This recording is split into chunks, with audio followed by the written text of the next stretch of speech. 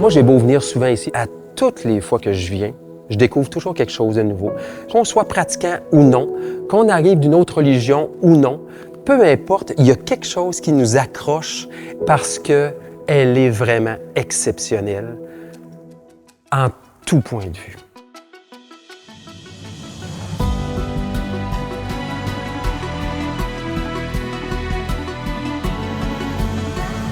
Et c'est ici qu'est le musée du Centre d'interprétation du patrimoine religieux. C'est le plus grand musée, la plus grande exposition dans une église au Québec, probablement au Canada.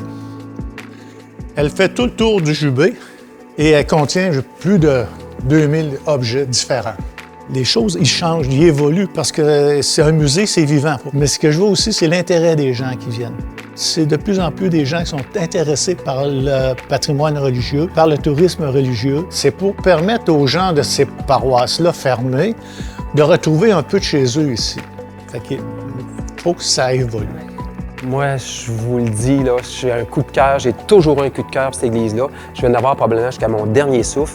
Je trouve que quand on rentre ici, il y a quelque chose qui s'imprègne en nous. C'est le silence et on s'est imposé le silence de façon automatique. Et c'est drôle à dire comme phrase, mais on écoute le silence dans une église comme ça. La caractéristique de cette église-là, c'est les couleurs. Initialement, cette église-là, elle avait 2 tons, sur ton, sur ton.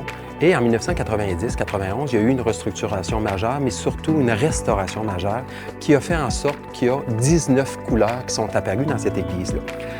Je trouve important de mentionner ça parce que les couleurs amènent les caractéristiques, les détails de chacune des ornementations qu'on voit, qui font, à mes yeux, l'un des joyaux et des fleurons les plus importants qu'on a à travers la province de Québec.